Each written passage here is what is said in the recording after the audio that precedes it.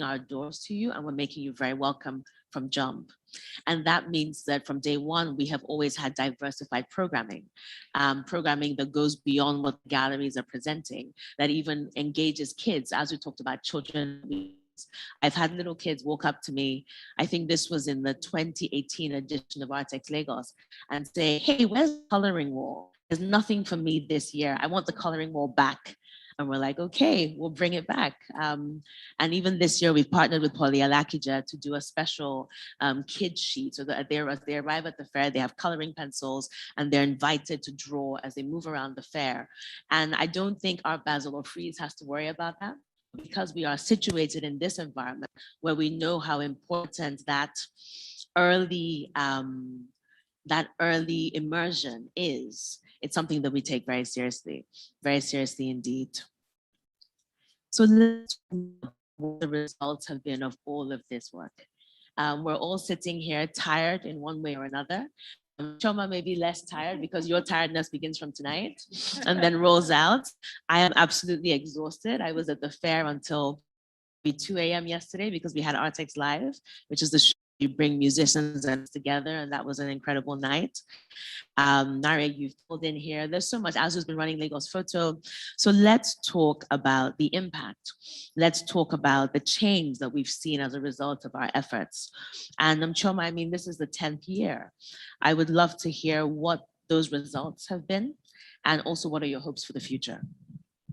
I think what you said about having to be more than you set out to be, because there's nothing else in the space, has been key, I guess, for our first, because even it's not just a film festival, it also has to be some kind of market. So you have to bring industry together. You have to show the films and promote the filmmakers. You have to train, because there's not enough like capacity building for newer filmmakers. So that has to be accounted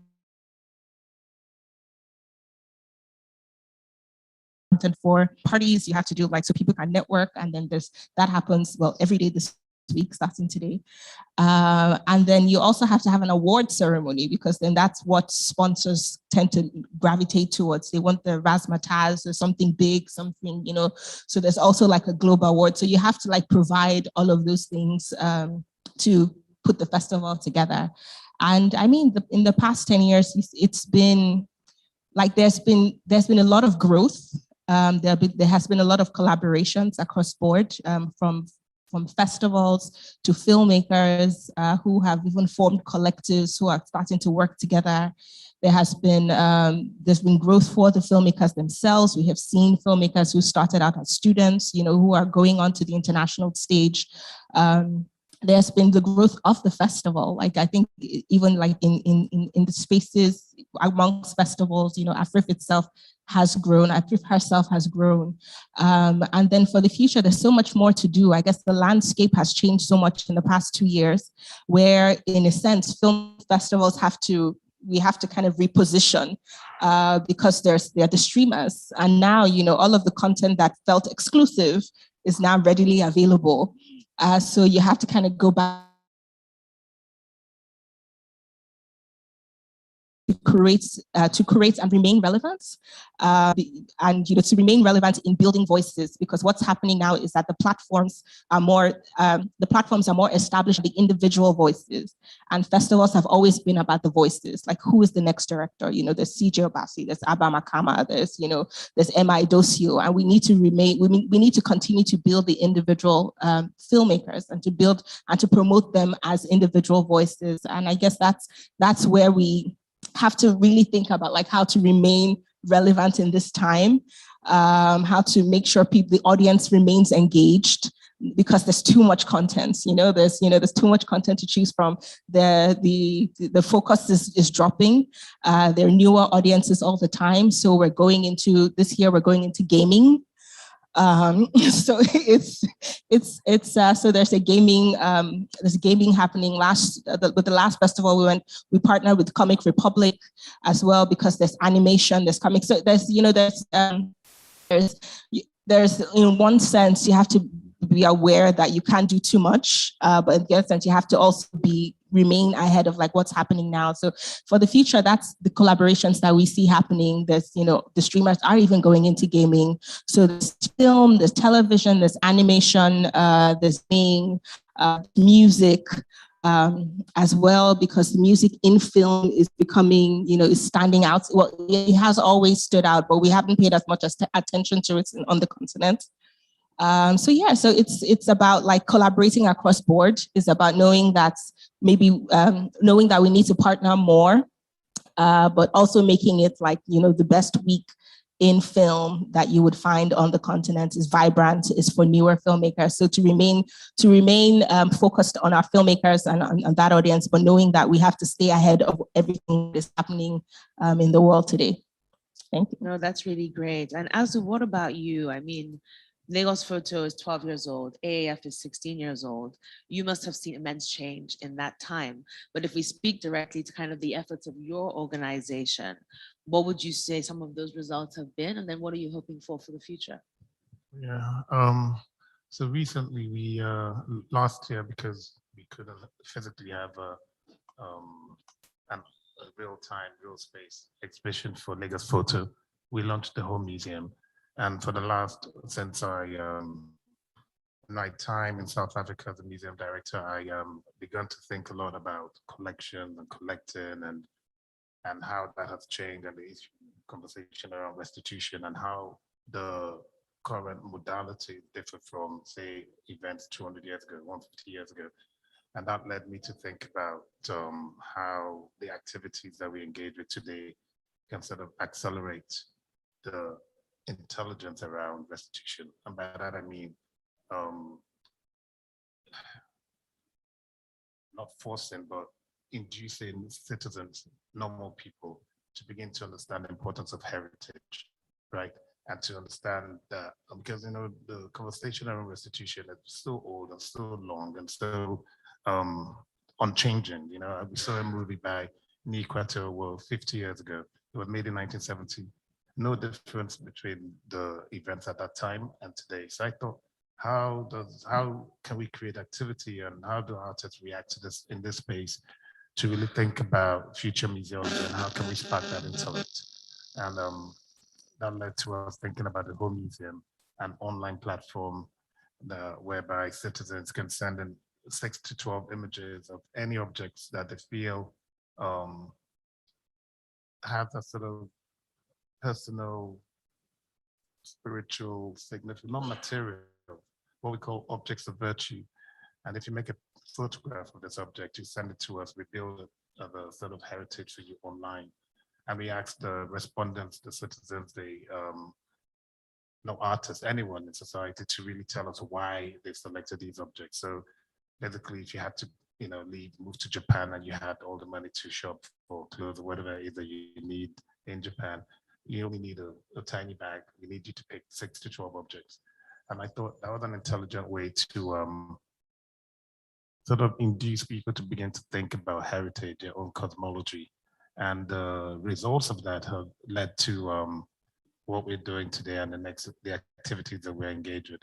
Basically, to summarize, my interest in the conversation around restitution and the foundation's focus around restitution really revolves around the agency that we can find locally, rather than the gesture of return, which is important, and I do not dilute that essence at all. But I think it's also important that it's not people like myself going around from museum to museum, country to country, talking about restitution. We want the guy on the street to have that thematic intelligence as well, to understand that heritage really starts from caring about objects in your own home, in your own immediate cosmology. It's so interesting that you've evolved from, as you said, starting with a prize for artists to the Lagos Photo Festival. And then now it's even moving into this space around restitution and rethinking the idea of the museum and getting people engaged. I think that's change in that period of time. And so congratulations on all those achievements. I will speak from the Artex Lagos perspective as well, in terms of what we've seen as the results of our work, because for me, in fact, moderating this talk is very emblematic of change that we see. 7, 8, 9 years ago, I was probably the number one minister of enjoyment when it came to Lagos Fashion Week and Lagos Photo Festival, because my two favorite things in Lagos happened in the same weekend. And as I began to think about and conceptualize Artex Lagos, there was this whole debate about when to launch it. Should it be launched in April or should it be launched in November? And this conversation was being had in March 2016. And the conversation was between myself and a team that included the likes of Bissy Silva, the late Bissy Silva, for example. And I said, I want to go for November. And she said, that's not enough time.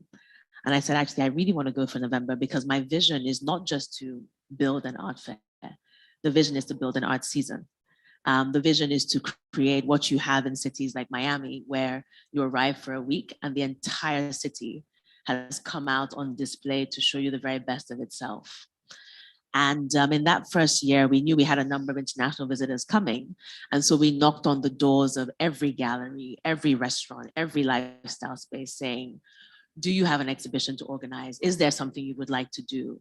Let's put on this great show of Lagos and show the dynamism in our city. And so it worked. And fast forward 6 years, you now have Art Week, right? An Art Week that has become so multifarious that even as Artex Lagos, we don't even have a hold or a handle on the very many different events that are being organized around the city. There are so many things happening, and it's really encouraging to see international institutions such as the Smithsonian also recognizing this season coming inside to dialogue those of us who are in the space. And that has been a really, really important change that we have wanted to help catalyze, and seeing it come to fruition has really been very encouraging indeed. For us, the other thing as well is the Pan-African nature of the art scene. I know Lagos Photo for many years was bringing in artists from a wide variety of backgrounds, but we knew that, especially in our conversations with galleries from Kenya, Uganda, Senegal, Ivory Coast, there was across the rest of the continent, Nigeria, to really open up in this role of a city that could be a capital and a home for the rest of the continent. And initially there was a lot of doubt as to whether collectors would want to buy non-Nigerian work. And fast forward a few years, we even now have Nigerian galleries mixing up the type of work that they present at the fair, because we're seeing that we've opened up the collector base to a much more Pan-African spirit, a much more collaborative spirit as well in terms of collecting the works from across the continent. So these are the kinds of things that we've been trying to push. And of course, when you're walking along this type of mission, there will be challenges, some great, some small. Nari, especially when it comes to bringing about change and transformation, I did want to ask you about what you experience at the Smithsonian, the greatest or even the smallest challenges. Well, I just started, and I'm a little bit like a bull in a china shop, you know. So I think for me, the two challenges are twofold. The main challenge is the bureaucracy, to be honest. And for me, I think bureaucracy has a lot of power in it. And the problem with bureaucracy is that no one's really accountable, right? Like it's just a kind of rule. And then you're like, well, whose rule? And then it's sort of no one's rule and everybody's rule, and who created the rule. So it's really hard in a big bureaucracy to implement change, because there's all these kind of things that make no particular sense that you supposedly have to abide by. So I think, you know, leadership is really being able to understand which rules are there for a reason and which rules you should just ignore. And, you know, is it better to say sorry, or what is it, ask for forgiveness than ask for permission, which is obviously where I'm going for this, and don't know how long I'll last because of that. But it's not a small thing, because I'm very interested my whole career in power. And who has power in the museum sector, who has power in the art world, who has power to shape and define the world, who has power to invite or put barriers into spaces. And for me, power is not what people think it is. It's not sort of me as a leader or the person who's in charge necessarily. It's not the person with positional power. In the museum world, and it's the power to define what's important, what is knowledge, and who sets the rules and the procedures. And for me, figuring that whole thing out in order to do some fundamental transformation on who has power and to empower African peoples and African artists and African thinkers and African knowledge systems. That is like my huge challenge. The other thing that's related to that, I guess, is mindset. And we live, we work in a bureaucracy, but it's the limits of imaginations to go beyond the rules or to go beyond the constraints that you sit within. And for me, that is a huge challenge to give people an imagination. And that's why artists are so important to us, because of course the artists are the ones that provide that imagination for a completely different way of looking at things. I would love to hear. Oh, yeah, I used to get in the curatorial meeting when I was at the museum in South Africa, I used to hear it's not museum compliant all the time. Museum culture. Yeah, so we're going to bring artists to have a residency in the museum, to make work in the museum, paint on the walls, why not? Yeah. Oh, it's not done. Why not? It's not done. Why not? No one can tell you. It's just like a block somewhere, in logic, in faculty, in the mission, what you're trying to achieve, So I think it's one of those things where it's so important to have this sort of meetings where you can set the agenda, understand the mission, understand the vision. So that when people come up with this sort of, almost meaningless phrase, you can ask, does that help the mission or vision, what we're trying to achieve? And I think you're on the right track, ask for permission only after you've done it. And what about you, Chioma?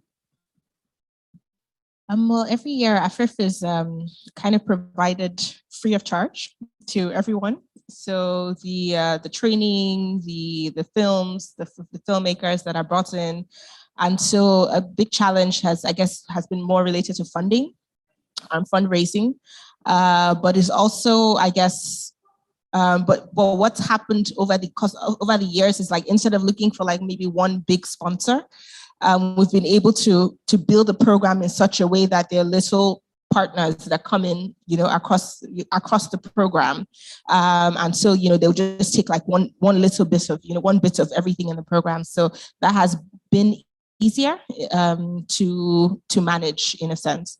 But the challenge, that's a regular. Everyone is always looking for money, so that's like a regular challenge. But really, for us, I would say it's like building the audience of people that would appreciate filmmaking, African cinema.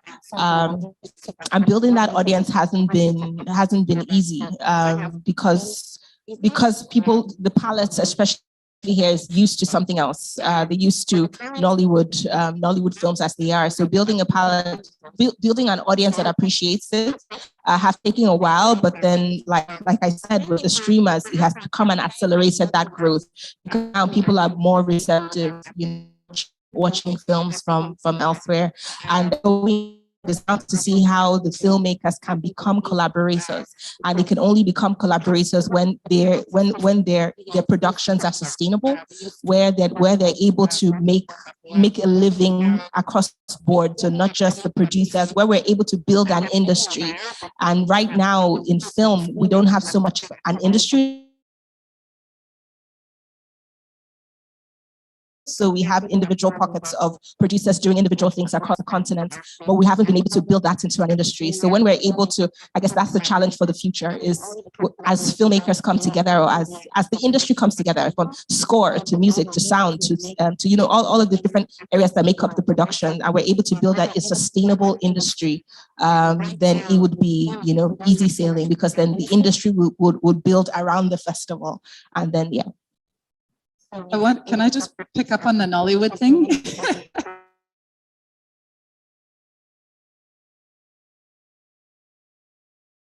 An exhibit that we're actually having in Washington, D.C. of Ike Ude's work called Nollywood Portraits.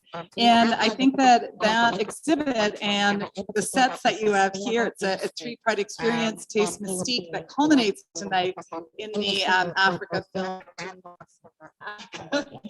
International Film Festival, really also shows that merger, I think, because I think Ike's work represents the artistry that is in Nollywood.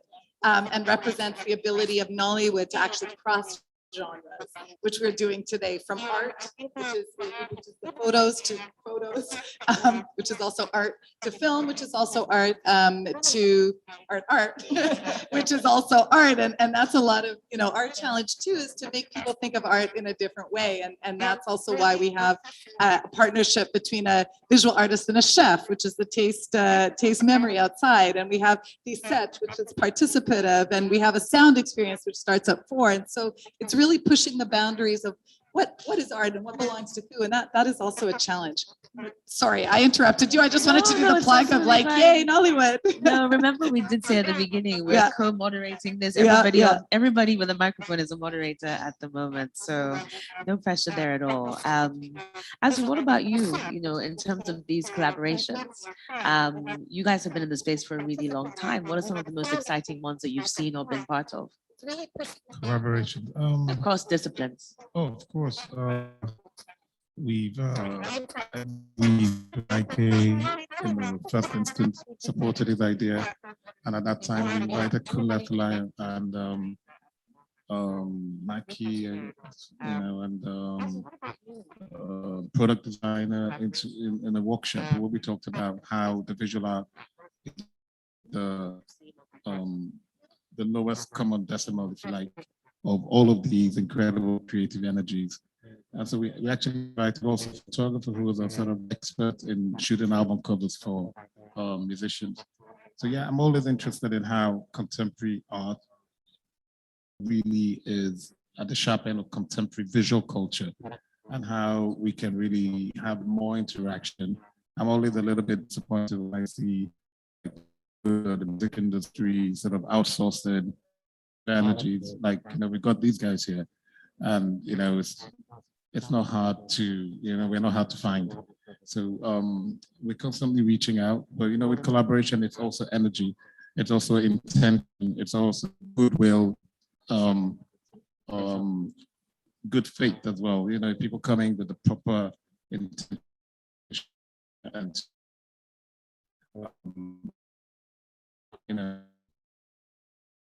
yes, things work. And we're constantly collaborating. I think we don't do anything by ourselves at the African Arts Foundation. It's so interesting what you said about the egos and people leaving those at the door and instead opening themselves up to collaborating more widely. In our instance with ArtX, from day one, we were very clear about the fact that we wanted to engage the music industry, because in shaping the fair, I was very mindful of the fact that even as at 2016, Nigeria was Africa's fashion capital, was Africa's music capital, was Africa's film capital. And I felt that if we were going to be bringing the large numbers of international visitors that we were envisaging, whether it was press or collectors or institutions, we needed to sort of homage to the sort of the excellence and the breadth of creativity that existed across the city. So from our very first fair, we had a music program, and we still run this music program 6 years on. In fact, if anything, it's gotten bigger and far more exciting. And this platform we created, ArtX Live, is very much about bringing visual artists at sort of the cutting edge of contemporary practice, a lot of them working with digital art even prior to NFTs, for example, and pairing them with up-and-coming musicians who, in 2 to 3 years' time, their names are going to be everywhere. And so we have these music curators who are very clued in terms of being able to identify musicians who are very much about their artistry and not just about their image or about the fame, but very much about their artistry as music makers. We put together a live band show, which almost we create the environment of an exhibition within which this show happens. There's a theme that the musicians and visual artists respond to, and they basically collaborate to deliver this. So last night was the 6th edition of ArtX Live, which is this platform, which has grown now to the point where it has its own cult following. There are several people for whom ArtX Live is the moment that they own within the ArtX Lagos Fair weekend, and that's what they want to be part of. And it's been very instrumental for us as well in terms of bringing in the millennial and Gen Z audience, to then encounter the rest of the fair and be interested in what the rest of the fair has to offer.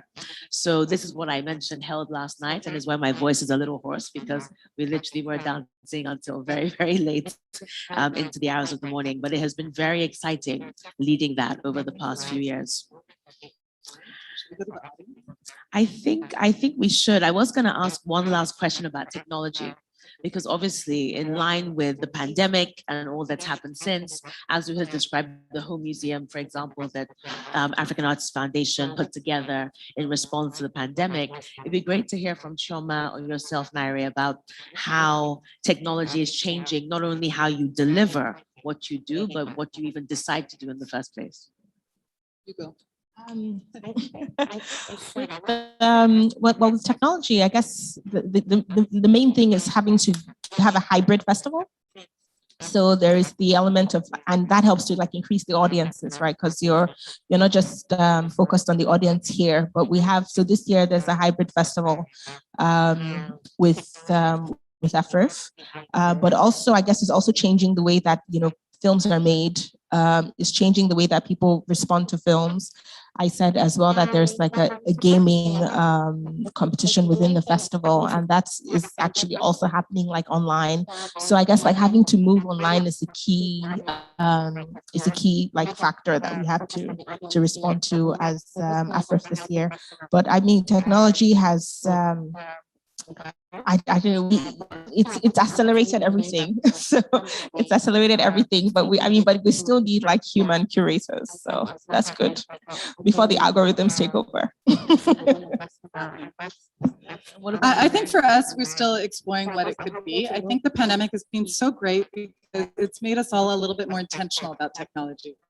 Which of the Zoom meetings we're coming out of it, like what things can happen on Zoom and what do we need to do in person? And for us in the museum space, it's really important because I believe in face-to-face encounters. So you don't want to do away with those, but we're trying to build an international presence, right? So what kind of technology works for the kind of engagement that you want to do? The other thing for us is how can technology change the art experience? So what kind of immersive ways can technology create new ways of thinking or engaging together? Like what can that be? And then the other thing is just ways of working. I think is really important. I mean, in the museum community, there's so much behind a sort of firewall. Like it's really hard to get content, like publication content or information about collections or just knowledge sharing. And so I think we have to use technology a lot more in terms of work processes and distribution of knowledge. And so it's exciting to think about that. And I think the pandemic has been pretty positive in that way, and that it's made people really think a little bit carefully about how technology can help us, not just be a barrier. Oh, yes. Watch out for the algorithm. Yeah. The metaverse. The metaverse. Yeah. Oh God, I'm not even saying the name. I mean, I couldn't agree more. I mean, as I sit right now, we're running a physical art fair with all of its intensity, whilst also running a parallel online fair. Which, imagine building a website that's housing 600 artworks, as well as having to deal with all of the logistics of a physical fair. It is a lot to take on, but what it is doing, it is opening up our content to vast audiences around the world. Our galleries are in Lagos selling works to collectors in Australia, or selling works to museums in other parts of the world. And so last year, when we had to go online due to the pandemic, our analytics showed that we had visitors from 101 countries. The truth is that no matter what we did with our physical fair, there is either the likelihood of getting visitors from that huge variety of countries is much slimmer. We all know what you have to go through to even come to Lagos as a visitor. And we really hope that continues to ease up into the coming years. But then the second thing is, even if you did have those visitors, can you track where they've come from? How easily can you do that? And so technology has allowed us to become a lot more aware of just how global our audience really is, and to see how we can continue to play this role as a platform that is presenting the best of Africa and the diaspora to that really global audience, whilst of course connecting with local audiences. So I wanted to open up the floor for questions. If there's anyone, Mrs. Obiago has a question. Somi, do you have a microphone that you want to pass around?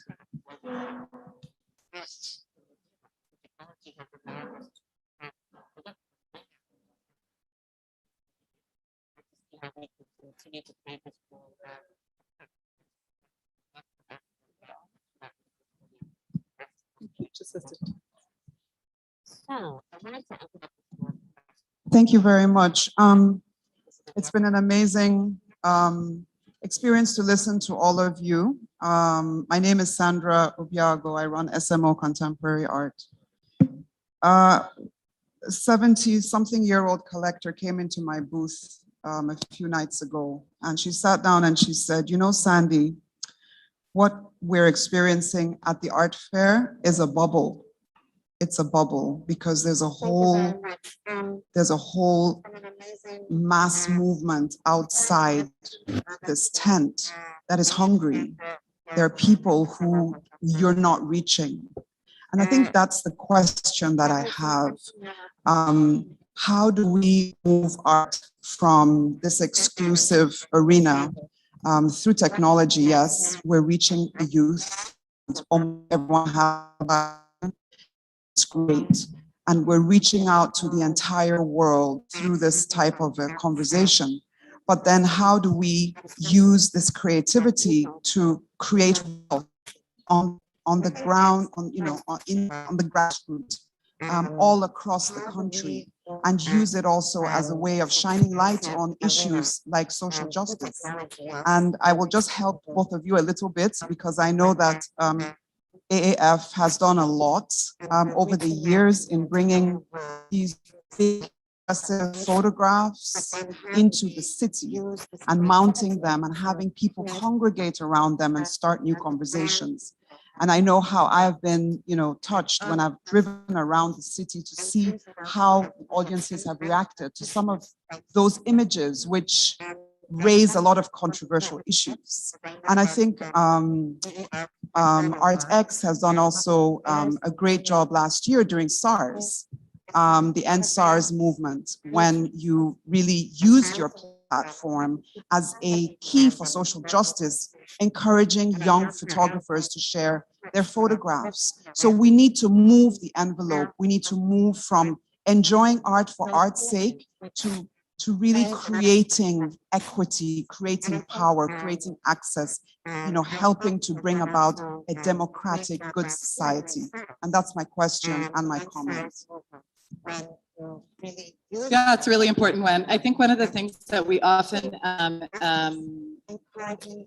underestimate is also the importance of asking people and measuring impact. People are not empty vessels, and just because we think that we're engaging with people doesn't mean we are. And I think that's a mistake that we often make, that we see audiences as being almost monolithic, and just because we have an intent, suddenly we're going to change the world. And I'm very conscious of that in the museum position. And that's why we really need to start doing things like asking the right questions and asking our audiences, is this working? Is measuring not just numbers or spend, but measuring engagement. Like, have you changed your ideas since you've been here? Do you feel differently? How do you feel before and after? We have to take it seriously. We can't even go beyond saying, well, we just want to make the world a better place. We have to question, are we making the world a better place? I mean, I think you guys have a different imperative, but for us as a museum, there's just a kind of smug assumption that just our very existence, obviously not from an African point of view, but our very existence is for the good of the universe. I think it's an assumption. It's not always. And just because people can come to us and it's free doesn't mean that we're giving people what they need. So, I mean, I think it's a really important point, and we have to be more critical about how we do that. We have to question how we make the world better. I mean, I think you guys have for film, it's really hard to measure because it's not immediate. Film is more subtle in terms of like bringing about change. But with the program, I guess what we try to do is we try to mix it up, so there are films that talk about issues, and we have documentaries, and for the past 3 years, we've been building around, for the past 4 years, actually, we've been building around documentary filmmaking, because we find that it's not the audiences here, for building the audiences here and building the filmmakers behind making documentary films that speak to particular issues. Last year, before we had to cancel the festival, we wanted to open with Softy, this Kenyan film, and it talked about the political process, and it was banned in Kenya, and it was this kind of really strong documentary film. But it was but it's still hard to measure like the impact. You just kind of hope that you've planted a seed and that, you know, the audience will kind of like take it back and they will see something else and they will see something else. But more importantly, that it inspires them to create. So I think that's really like our mandate is not necessarily what you do with this what you do with it as an individual, but does it inspire you to be a better artist? Does it inspire you to tell your own story? And then if we can measure that, and with the growth of filmmaking and with the growth of documentary filmmakers, it feels like we're doing something, you know. I mean, I'll jump in to share how we are approaching this issue as Artex Collective, which is the company that produces Artex Lagos. Mr. Biago, you rightly mentioned what we did last year around the end protests, which was when we saw that thousands of photographers were running to the front lines of the protests to contribute by documenting what was happening. It was also their form of protest as well. And so very quickly we rallied together and put out a call for photographers saying that we would give them a supporting grant, a small stipend towards the work that they were doing, because hey, there was no newspaper or magazine or news house commissioning these guys. They were taking a lot of risks going out into the streets with this equipment, and we wanted them to continue to sustain that work. So we put out a call. Within about a day and a half, we had over 1,000 applications from all across the country, from cities where we didn't even know that there were communities of artists and photographers. I'm talking places like Kebbi. I mean, so many parts of the country that don't often ever come to the spotlight. And so we decided that we would give this grant and this care package to 100 photographers and get it out to them. Of course, when the protest then descended into the looting, we then couldn't get the physical items out to them. So we sent them larger amounts of cash that they were then able to use to procure supplies. And those in Lagos got SD cards, raincoats, so many different things. Now, I say that to say that when that experience happened with EndSARS and the movement, it became very clear to us as an organization that even with our fair, we have something to say. We're not your typical art fair. We have a very different kind of model in which we always want to be in dialogue with the spaces that we call home, Lagos, Nigeria, Africa. It's very important to us. And as these spaces are currently navigating a very tricky and challenging time, we also want the fair to be reflective and to spark the kinds of conversations that can in some way contribute towards ensuring that we end up on the right side of all that we're going through. So this year's fair, for example, we have really bolstered our curated section. As you know, the commercial section with galleries is not curated, but we have a curated section now whereby all of our projects speak to a central theme. And our theme this year is The Restful Ones Are Not Yet Born. It's a twist on Aikwe Arma's novel, The Beautiful Ones Are Not Yet Born. And what is it basically saying? That we know that Africa is not at rest. There is a lot we have to build, rebuild, strategize, rethink. And we have invited artists to respond to this theme with a variety of special projects that can be experienced at the fair, including even creating a short film live at the fair, which connects to what you're doing, Chioma. We brought in the critics. I don't know if you know that amazing collective of 6 young guys based in Kaduna. They make these short films with VFX technology on next to no budget. They are incredible. They are making a short film live at the fair with the fair's audience as its actors, saying, we are here. We are this generation that is so conscious, politically motivated, that wants to see the Nigeria and the Africa that it desires materialize. And how do we, through this project, engage audiences to start to think about the role that they wish to play in the emergence of the society that we desire. And it is a lot to balance, because on the one hand, a fair is a very commercial construct, and we've had to really think strategically on how to handle this other side of things. But we've decided that it's important. We are going to do it. And for as long as our society requires us to continue to deal and grapple with these challenging questions, we're up to the task. So it's not by any means complete. We're still emerging and evolving. And if anyone has ideas for how an organization like Artex can better support this type of work, we're very open to it. Any other questions? Maybe we can take one more question from the audience. Stand. Okay. Good evening, everybody. Oh, good afternoon. First of all, I'd like to say you guys are doing such good work, really great work for our faith, because I'm a filmmaker as well. I'm a filmmaker, I'm an I'm a curator into independent art advisory. My name is Chicken Wajubu, by the way, I did not say that. I have a film screening tomorrow at Afrif, made last year, and I'm really grateful for platforms like yours that has helped people like me come up and, for my question is directed to Smithsonian. I know you guys have it's a museum and all, but I wanted to know what the standard is, because I manage artists, and I have artists that make museum-sized pieces, Now for them, it's a bit hard to have collectors, private collectors that, want to put up those works in their houses because of wall space and all that. So as a museum, I just wanted to know, what the standards are. Are there any specifics to, kind of works or collections you guys are looking for and stuff like that? So, Yeah, I mean, it's a good question. Standards are an interesting thing. But there is nothing specifically. There's no checklist of the type of size or medium of the work. We collect all types of work. So I think really, and I'm not a curator, the curators make an evaluation based on their assessment of the quality and the content of the work. I think the whole notions of taste and who makes that assessment is a longer conversation that we can have, but practically the work can be of any size, shape, or form and cost, provided there's someone to buy it. Thank you. Thank you very much. So there are no more questions from the audience, and we are now at 3:06. So it's conversation to a close. Just to say thank you very much to every member of the audience that has attended, that has listened, that has participated. And thank you to the Smithsonian for having me as your moderator.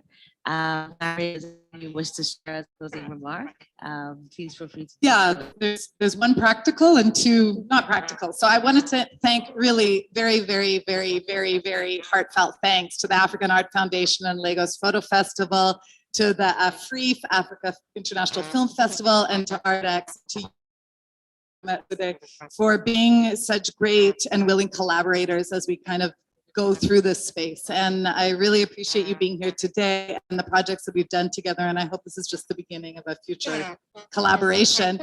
My practical thing is we are rounding copies of Ike Ude's book, Nollywood Portraits, which you will sign.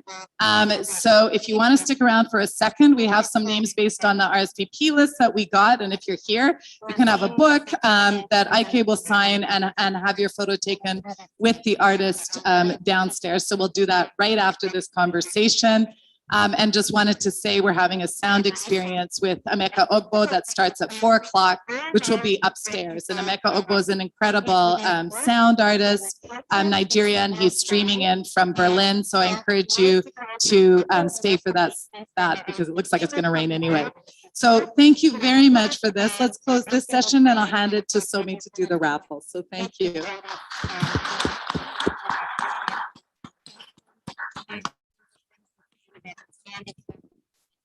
We do have to.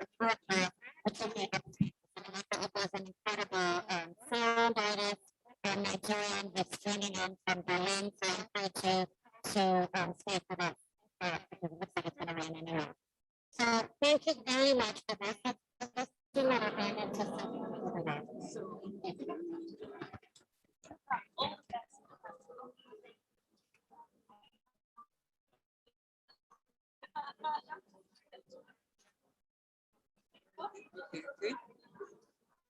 Hello, everyone. For the raffle draw, we have winners here. Seni Sarak.